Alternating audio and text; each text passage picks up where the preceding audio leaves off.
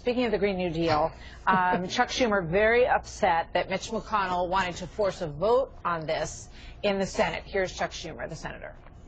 They're bringing a resolution forward so they can vote against it. This cheap, cynical ploy evidently represents the sum total of Senate Republicans' leadership on the vital issue of climate change, an issue that cries out for serious engagement by members of both parties. But rather than seriously engage on the issue, our Republican colleagues are taking a page from President Trump's petty playbook, trying to make this a game of political gotcha. Jennifer, why not vote on it? Senator Schumer is right. This is a craven political tactic by the majority leader, but we've come to expect that from Mitch McConnell ever since Merrick Garland. But I was told by a Republican assemblyman in New Jersey that he used to ask the Speaker why they didn't put up some of the Democratic measures just to shoot them down and show the populace how wrong they were. And the Speaker told him that if they did that, that the laws just might pass. And I think that that's what might happen here. It's a very, very bold piece of legislation that absolutely has issues. I think instead of shaming critics of climate change, we should be taking this opportunity to educate everybody so that they understand what's in the deal. But you've got a lot of conservationists who are behind this efforts too. Yes, it's a moonshot. Yes, there are pieces of this legislation that absolutely will not pass and cannot be accomplished in 10 years, but that doesn't mean that we shouldn't try to come together at the table and make this a workable bill. I have 10 seconds, Mark. Just quick response, please. Yeah, I worked in the Senate for 7 years, and I never heard a senator complain about his bill being brought up on the Senate floor. They always complain the bills are not being brought up on the Senate floor. Who was the genius who decided to put this in legislative language so that the Republic, what do they think was going to happen? So they just created the legislative language so we can now put every Democrat on record as being for Ocasio-Cortez's $100 trillion Green New Deal boondoggle. Congratulations. Good legislative work. Thanks, guys. Good to see you both. Thank you. Thanks. It took just over an hour and about 7 minutes for that vote to take place, and it's confirmed by a vote of 54 to 45. Bill Barr will return to that job he previously held from 1991 to 1993 under President George H.W. Bush, and he's going to immediately face intense scrutiny from two Democrat-controlled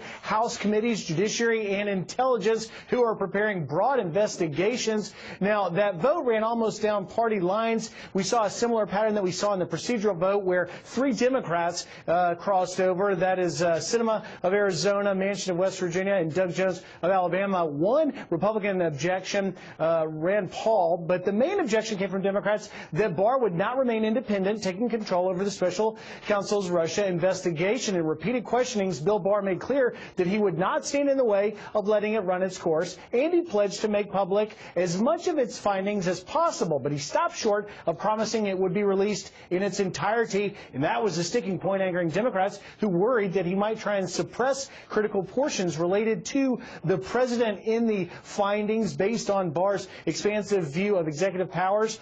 Now, under special counsel regulations, we need to note, Mueller is required to provide the Attorney General with a final confidential report of findings. And those regulations also require the Attorney General to inform Congress of those findings. They do not, however, require Barr to release all of the information publicly, giving him some latitude on what and how much to release. Judiciary Committee Chairman Gerald Nadler has reportedly hired 2 veteran lawyers and Trump critics who will dig into Mueller's conclusions when they are released. And in the Senate, we're already hearing about a bipartisan bill put forth by Senators Grassley and Blumenthal that would require Mueller's report to be made public, removing Barr from being in the position of deciding exactly what to release. And now we're already getting, while that long hour vote was taking place, we're already getting reaction.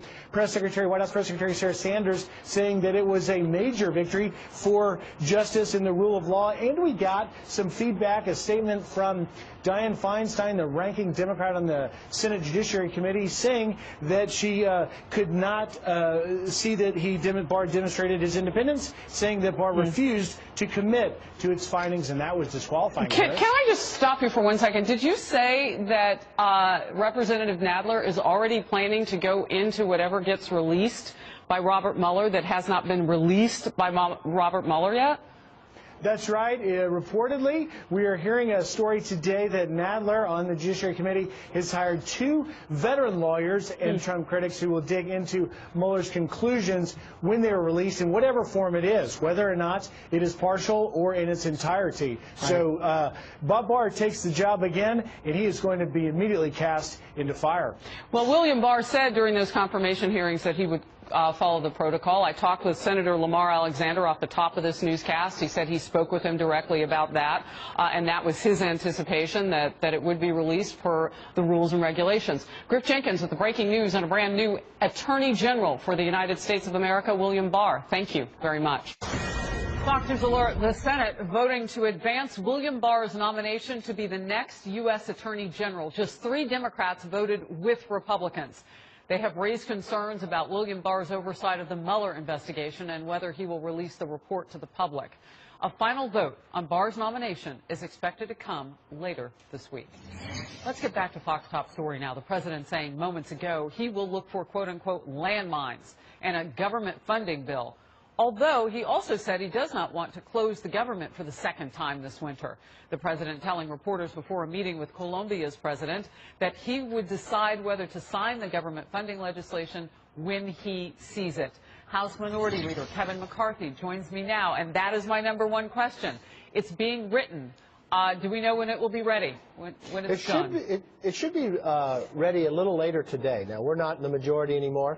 Appropriations that have worked this negotiation, I'm in the same position as the president.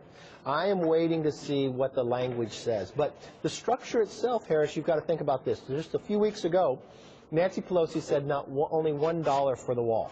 The president is getting 55 new miles of wall and barrier inside this bill.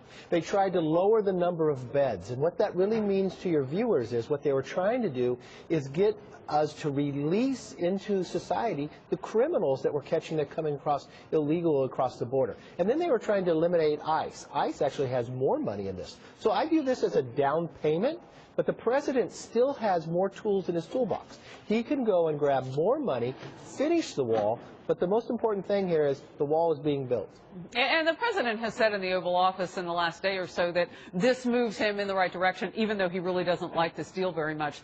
Talk to me now about the process of getting the money to build even more wall. Senator Chuck Schumer says, yeah, the president's really limited in his ability to do this. What do you say? He's not. Everybody knows the president has the legal authority to declare an emergency of what's happening along the border. He can grab other money that's out there and use that to build the wall to finish off from the $1.4 billion that's inside this bill. And so we have 55 miles. The president wanted to go a full 200. That's where I was, wanting to get more than $5 billion for the barrier. But he could grab other entities that have money and finish that as we go. And what we've really been doing is listening to the experts. And that's why I want to read the bill, because we want to make sure we're building in the top 3 places that the experts say you need these barriers to be in. What does everybody get? Because isn't that the whole point of a deal that actually works, is that people have skin in the game and Democrats get something, GOP gets something? Well, the Democrats don't want to give the president a victory. From Nancy Pelosi's view, I mean, she said walls are immoral, but the president is getting a victory there. They tried to eliminate the beds. We have the same cap that we had before, so maybe they can't expand too far, but we have the ability to do that. I think what it really is not providing the $5 billion, just 1/10 of 1% of the whole budget.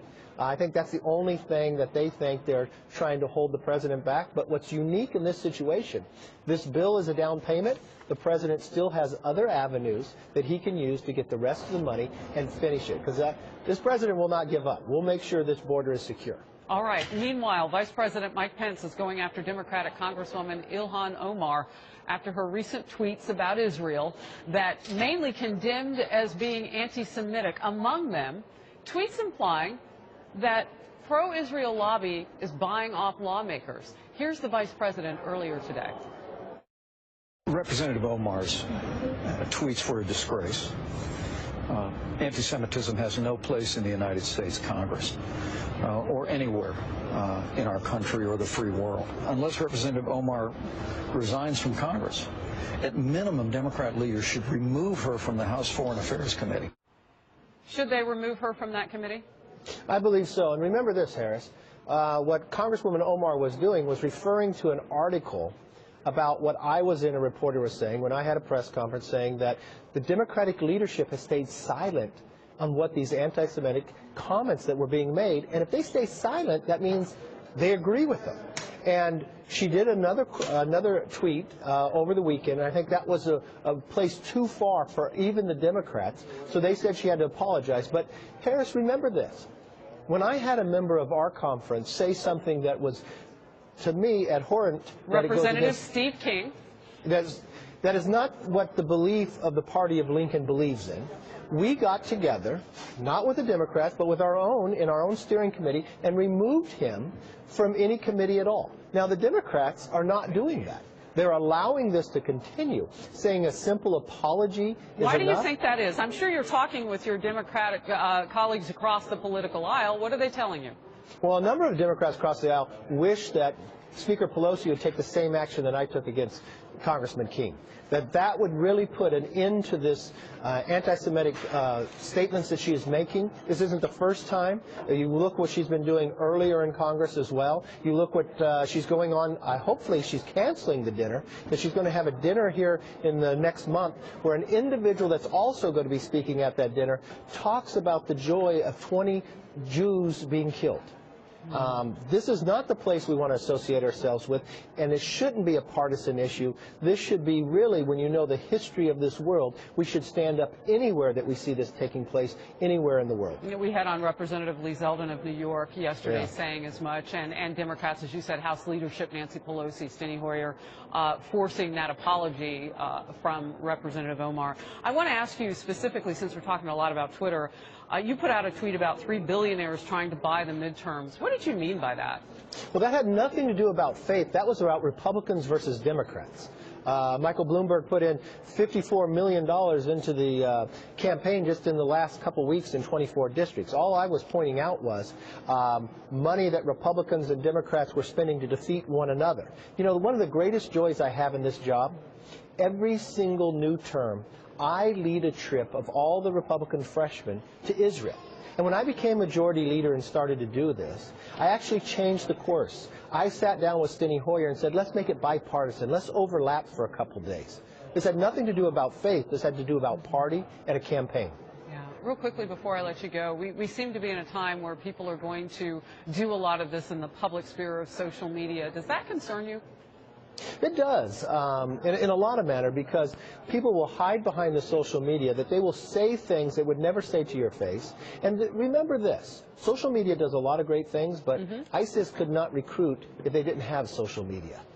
There's a lot of negative things that can be used by it if it's used wrong. And the idea that someone would continue to use some type of hate and other people to see that and other people gang together, I think that is a wrong use of social media, and that's why people have to stand up in every place and in every faith whenever they see it. And face-to-face as often as possible, eye contact. Yes. Thank you. Good to see you, House Minority Leader Kevin McCarthy, on the program today. Thank you, Harris.